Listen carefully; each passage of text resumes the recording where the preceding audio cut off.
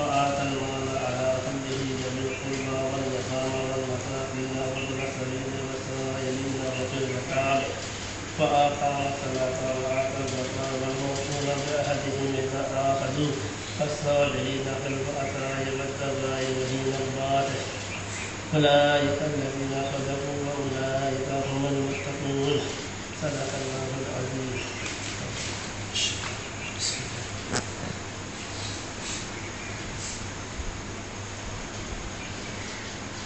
نیکی صرف اس میں نہیں ہے کہ بس تم اپنا چہرہ مشرق یا مغرب کی طرف پھیر لیا، بلکہ نیکیاں یہ بھی ہیں کہ کوئی شخص اللہ پر اور آخرت کے دن پر اور فرشتوں پر اور اللہ کی کتابوں پر اور نبیوں پر ایمان لائے اور اللہ کی محبت میں اپنا مال ناطے والوں کو اور یتیموں میں اور محتاجوں میں اور مسافروں میں، ہاتھ پھیلانے والوں میں اور لوگوں کی گردنیں چھڑانے میں خرچ کرے، اور قائم کرے نماز، دیتا رہے زکوٰۃ، اور اپنے اقرار کو پورا کرے جب قول کرے، اور تنگدستی اور تکلیف اور لڑائی میں صبر کرے، تو بس یہی لوگ سچے ہیں اور یہی لوگ پرہیزگار ثابت ہوں گے۔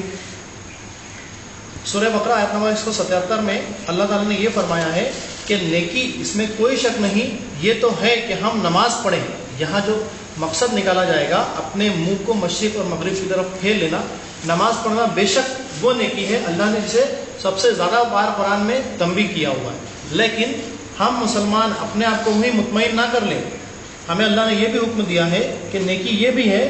جو آگے گنائی گئی ہے۔ سب سے پہلا اللہ پہ یقین لانا، اس کی کتابوں پر، اس کے فرشتوں پر، اس کے نبیوں پر، جیسا سورہ بقرہ میں آیت نمبر 101 سے لے کر 5 تک میں آیا کہ بغیر دیکھے ایمان لانا ہے۔ بے شک ہم نے نبیوں کو نہیں دیکھا ہے، بے شک ہم نے اللہ کو نہیں دیکھا ہے، نہ ہی جنت و جہنم کو دیکھا ہے، بغیر دیکھے ایمان لانا ہے، یہی نیکی ہے۔ اسی سورہ بقرہ میں سورہ نمبر 2 آیت نمبر 111 میں اللہ تعالیٰ یہ فرماتا ہے کہ ہم اگر سچے ہیں تو ہم ثبوت پیش کریں، ہم جو بات کریں وہ ثبوت کے ساتھ ہو۔ اس سورہ میں اور اس آیت میں جو اللہ تعالیٰ نے ثبوت کے لیے لفظ استعمال کیا ہے وہ برہان ہے، اور الحمدللہ یہی برہان لفظ اللہ نے قرآن میں قرآن مجید کے لیے بھی استعمال کیا ہے۔ نتیجہ یہ نکالا جا سکتا ہے کہ ایک مسلمان کی بات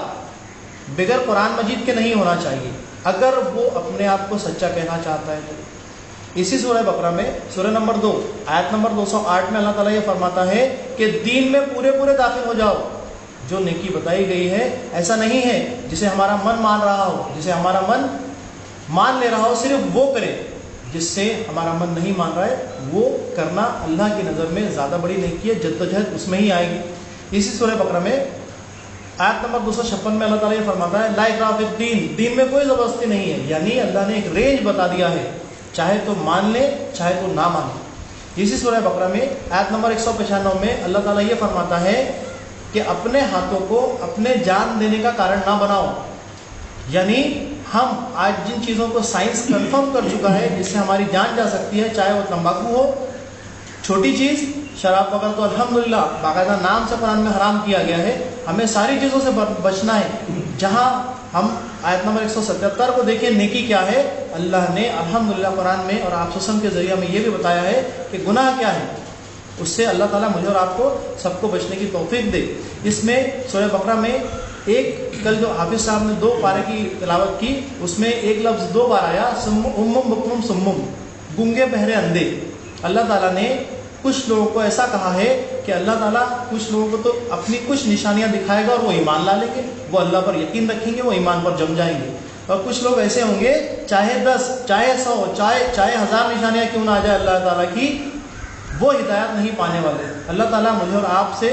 اور آپ سب لوگوں کو ایسے لوگوں کی کیٹیگری سے نکالے، ایسے لوگوں کی جماعت سے نکالے اور ایمان والوں کی کیٹیگری میں لائے۔